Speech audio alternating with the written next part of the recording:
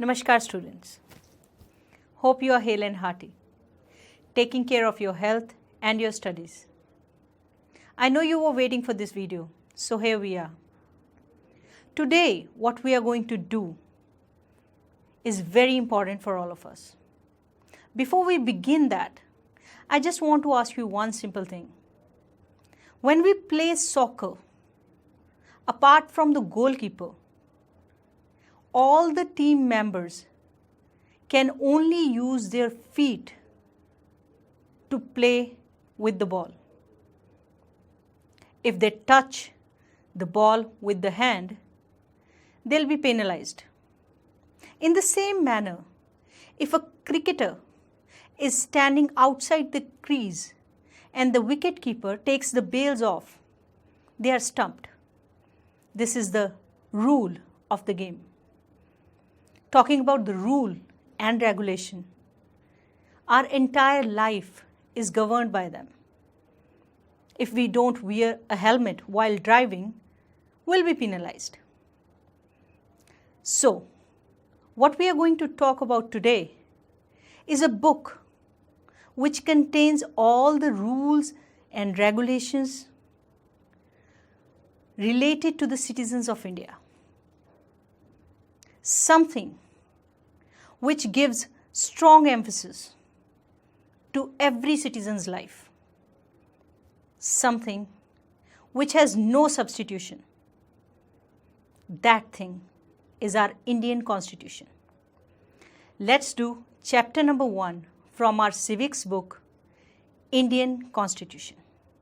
Today, most countries in the world have a constitution. While all democratic countries are likely to have a constitution, it is not necessary that all countries that have a constitution are democratic. The constitution serves several purposes. First, it lays out certain ideals that form the basis of the kind of country that we as citizens aspire to live in. Or, put another way, a constitution tells us what the fundamental nature of our society is. A country is usually made up of different communities, of people who share certain beliefs, but may not necessarily agree on all issues. A constitution helps serve as a set of rules and principles that all persons in a country can agree upon as the basis of the way in which they want the country to be governed. This includes not only the type of government, but also an agreement on certain ideals that they all believe the country should uphold. In the first picture given in your books, you can see the country of Nepal has witnessed several people's struggle for democracy. There was a people's struggle in 1990 that established democracy that lasted for around 12 years until 2002. In October 2002, King Gyanendra, citing the Maoist uprising in the countryside as his reason, began taking over different aspects of the government with the army's assistance. The king then finally took over as head of the government in February 2005. In November 2005, the Maoists joined other political parties to sign a 12-point agreement.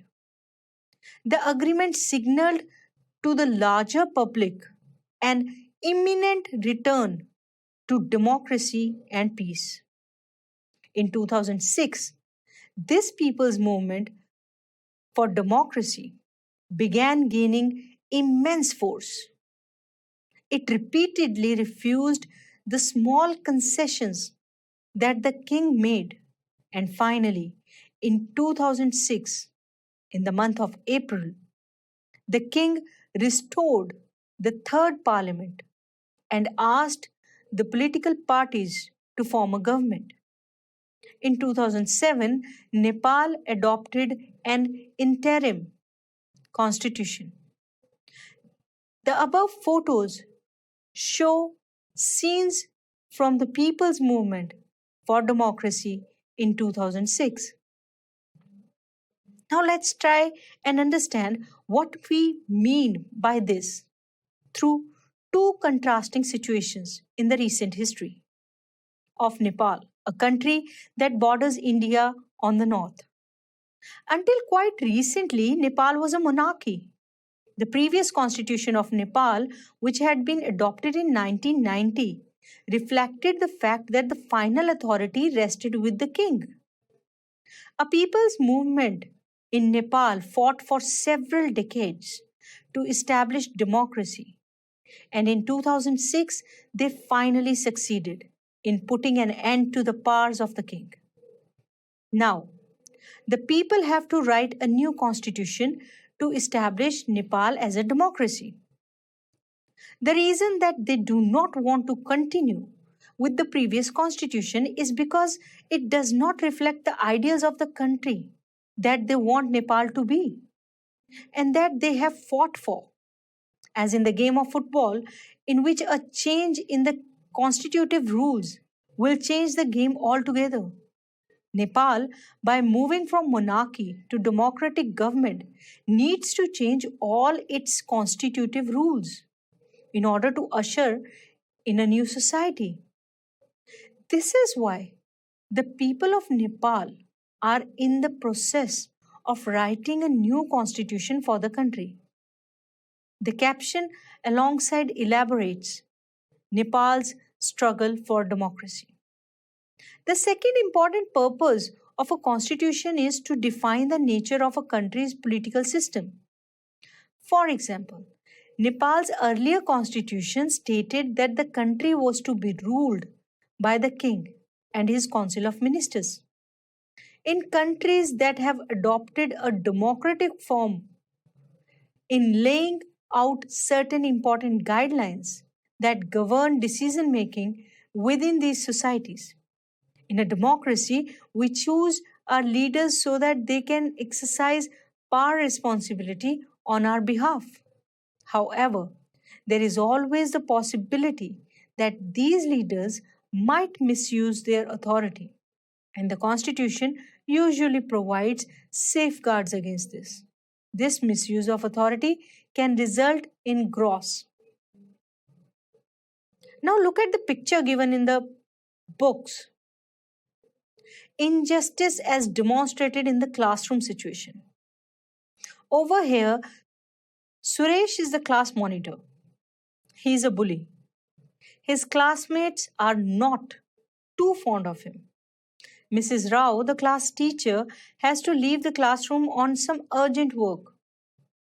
She asks Suresh to mind the class. Suresh starts picking on Anil. Anil, today I am going to report you to Mrs. Rao. But what have I done? When Mrs. Rao returns to the class, Ma'am, while you were away, Anil kept talking loudly and kept disturbing the class. He would not listen to me.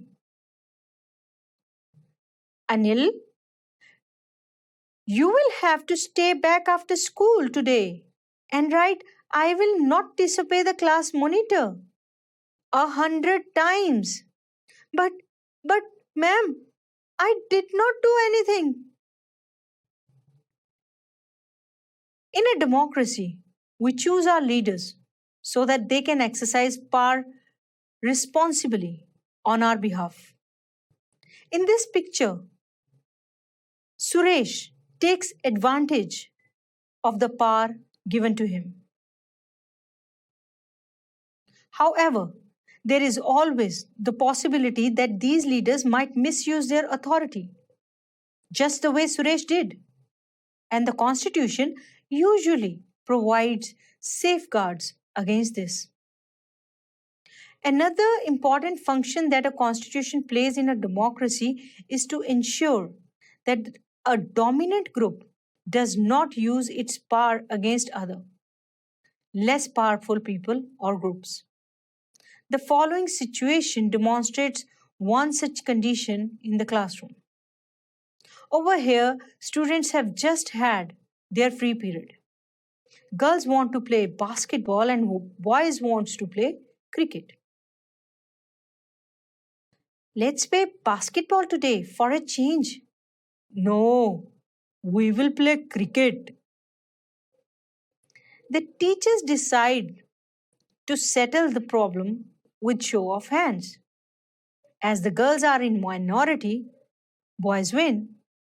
He he he he. We have won. Obviously, there are more boys in the class. We always have to do what the boys want because they are in majority. Ma'am should think of another way to make decisions so that our wishes are also heard. Such unhealthy situations can occur in a democratic societies too, where a majority can continuously enforce decisions that exclude minorities and go against their interests. As the above storyboard illustrates, every society is prone to that tyranny of the majority. The Constitution usually contains rules that ensure minorities are not excluded from anything that is routinely available to the majority. Another reason why we have a constitution is precisely to prevent this tyranny or domination by the majority of a minority. This can refer to one community dominating another. Inter community domination or members of one community dominating others with the same community, that is intra community domination. Moving forward, the third significant reason why we need a constitution is to save us from ourselves. This may sound a little strange, but what is meant by this is that we might at times feel strongly about an issue that might go against our larger interest, and the Constitution helps us guard against this. In this picture, Shabnam is in a fix. She has a decision to make. I have 2 chapters left to revise for tomorrow's test, but it's time for my favorite TV program. I am dying to watch it. But if I do, I won't be able to finish my revision in time. Shabnam, why are you looking so worried? I want to watch the TV program, but I have a test tomorrow. If you all watch TV, I will also want to watch TV. I have an idea. What if no one watches TV tonight? Then I may not be tempted. The next morning, when she is sitting in the exam, she thinks to herself, it's a good thing I did not watch TV. There are so many questions from the last 2 chapters. Similarly, the Constitution helps to protect us against certain decisions that we might take that could have an adverse effect on the larger principles that the country believes in. For example, it is possible that many people who live in a democracy might come to strongly feel that party politics has become so acrimonious that we need a strong dictator to set this right. Swept by this emotion, they might not realize that in the long run, dictatorial rule goes against all their interests. A good constitution does not allow these whims to change its basic structure. It does not allow for the easy overthrow of provisions that guarantee right of citizens and protect their freedom. From this discussion, we can understand that Constitution plays a very important role in democratic societies. Let's take up the Indian Constitution and its key features. By the beginning of the 20th century, the Indian national movement had been active in the struggle for independence from British rule for several decades. During the freedom struggle, the nationalists had devoted a great deal of time to imagining and planning what a free India would be like. Under the British, they had been forced to obey rules that they had very little role in making.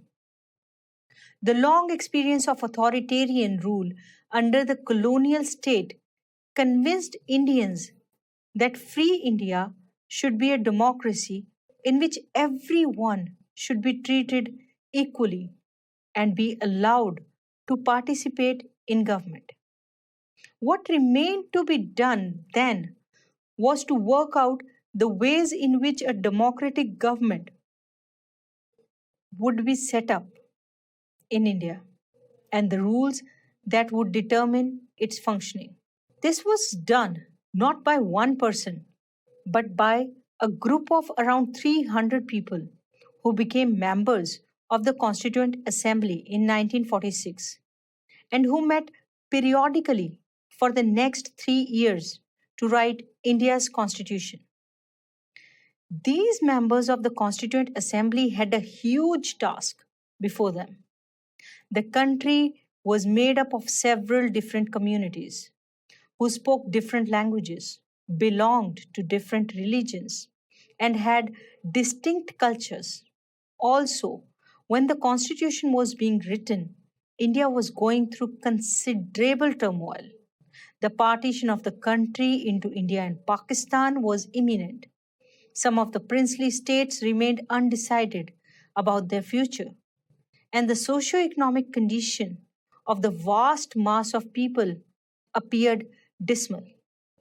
All of these issues played on the minds of members of Constituent Assembly as they drafted the constitution. They rose to the occasion and gave this country a visionary document that reflects a respect for maintaining diversity while preserving national unity.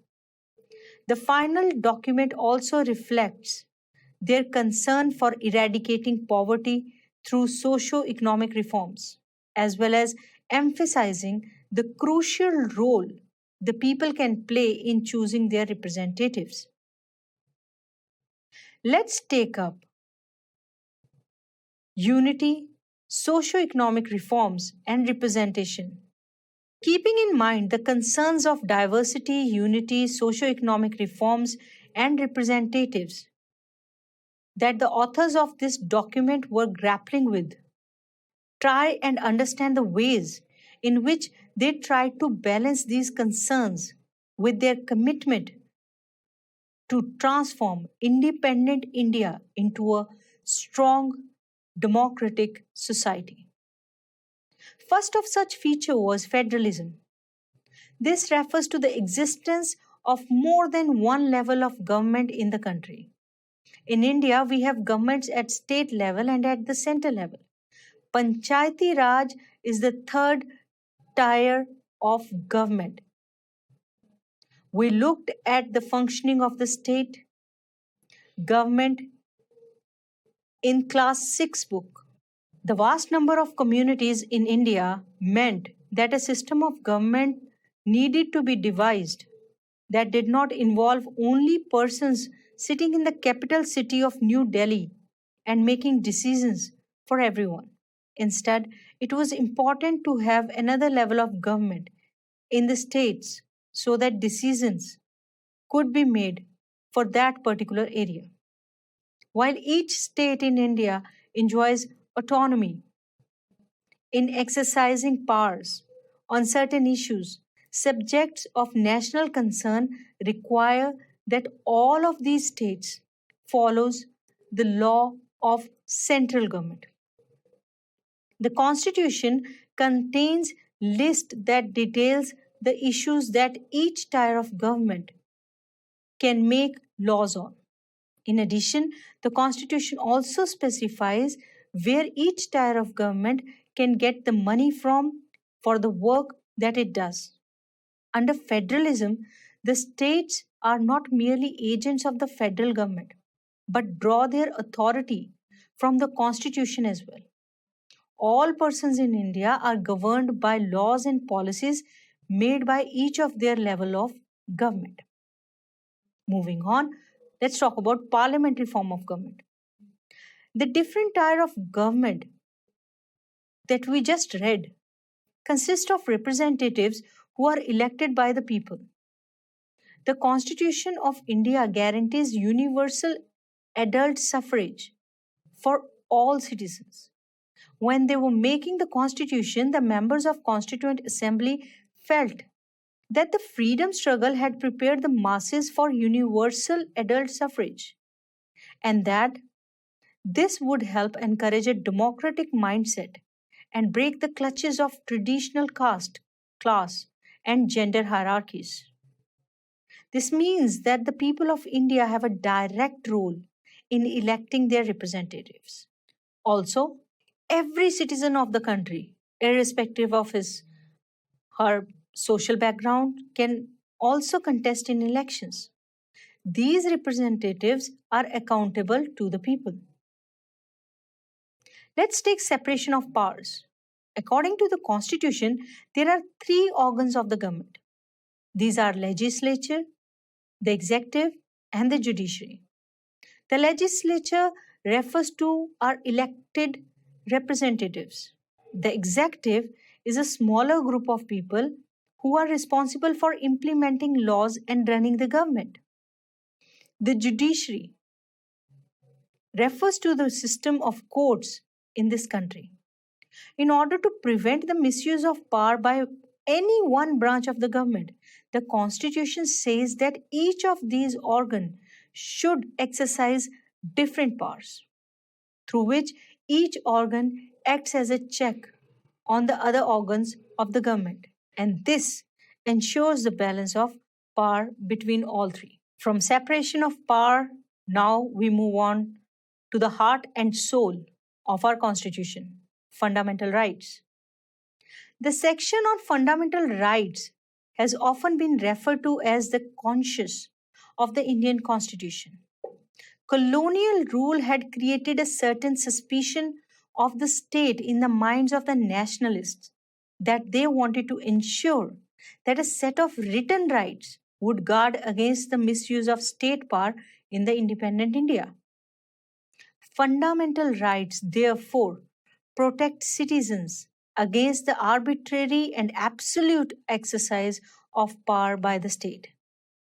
The Constitution thus guarantees the rights of individual against the state as well as against other individuals.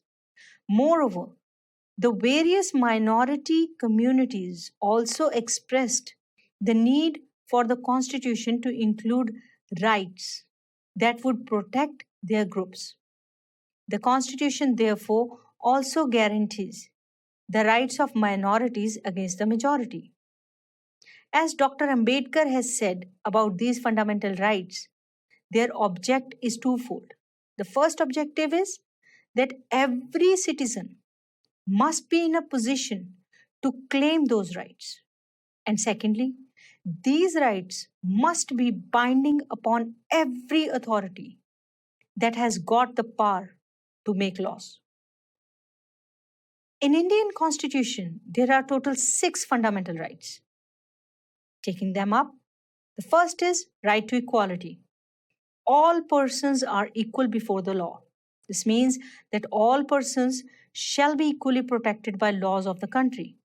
It also states that no citizen can be discriminated against on the basis of their religion, caste, or gender. Every person has access to all public places, including playgrounds, hotels, shops. The state cannot discriminate against anyone in matters of employment, but there are exceptions to this that you will read about later in the book. The practice of untouchability has also been abolished by incorporating this fundamental right to the Constitution.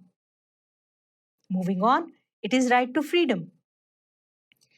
This includes the right to freedom of speech and expression, the right to form associations, the right to move freely and reside in any part of the country, and the right to practice any profession, occupation, or business. Then is the right against exploitation. The Constitution prohibits human trafficking, forced labor, and employment of children under 14 years of age. Then we have right to freedom of religion. Religious freedom is provided to all the citizens. Every person has a right to practice, profess, and propagate the religion of their choice. Now comes cultural and educational rights. The Constitution states that all minorities, religious or linguistic, can set up their own educational institutions in order to preserve and develop their own culture. Last but not the least is right to constitutional remedies. This allows citizens to move to the court if they believe that any of their fundamental right has been violated by the state. From fundamental rights, we move on to secularism. A secular state is one in which the state does not officially promote any one religion. We will read more about this in the following chapters. We can understand the way in which a country's history often determines the kind of constitution that a country adopts for itself. The constitution plays a crucial role in laying out the ideals that we would like all citizens of the country to adhere to.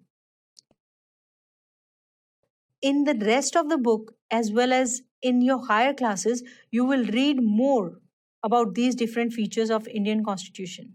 Understand more substantively what they mean.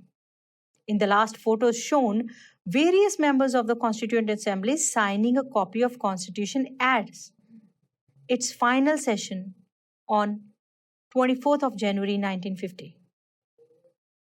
First shows Prime Minister Pandit Jawaharlal Nehru signing. The second photo is of Dr. Rajendra Prasad, President of the Constituent Assembly. The last photo shows following persons from right to left. Shri Jairam Das Daulatram, Minister for Food and Agriculture, Rajkumari Amrit Kaur, Health Minister, Dr. John Mathai, Finance Minister, Sardar Vallabhbhai Patel, Deputy Prime Minister, and behind him, Shri Jagjeevan Ram, Labour Minister. So, how did you like it? I know. Today's video must have answered many of your queries. Why do we need a constitution? What help does it do to the citizens and the country? Let's analyze what we have learned from today's video. On your screen, you can see words given in two different columns. You have to match the words given in column A with the words given in column B so that it makes sense. So, first and foremost, Panchayati Raj. Yes, this is the third tier of government. Minorities have the right to preserve their own culture. This is a part of cultural and educational rights. Father of the nation, Mahatma Gandhi. Constitution comes into force 26 January 1950, the Republic Day of India. Now there are certain statements with blanks to it. You have to fill it with the appropriate word. The Indian state has a dash form of government. Democratic, very good. The Constitution of India guarantees dash for all citizens. universal adult suffrage, which is also known as universal adult franchise, under which every citizen who's above the age of 18 or 18 above, have the right to vote. Under the right against exploitation, the Constitution prohibits dash, dash, and children working under dash years of age. Under the right against exploitation, the Constitution prohibits trafficking, forced labor, and children working under 14 years of age. In 1934, the Indian National Congress made the demand for a Constituent Assembly. It is very good. Okay, now you have a question. There are 4 options to it. You have to pick the correct option. Let's do it. So what is a constitution? Set of rules of the court, set of rules to govern the country, set of rules of the company, or none of these? Correct. Constitution is set of rules to govern the country. Okay, so what is a preamble? This is the idle of the line, format of the rules, introduction to our constitution, or none of these? Preamble is the introduction to our constitution. Very right. What is democracy then? Is it rule of the people, rule of the king, rule of the British, or none of these? Very easy. Democracy is rule of people. Last question. What do you mean by monarchy? Rule of people, rule of king, rule of British, or none of these? Monarchy is rule of king.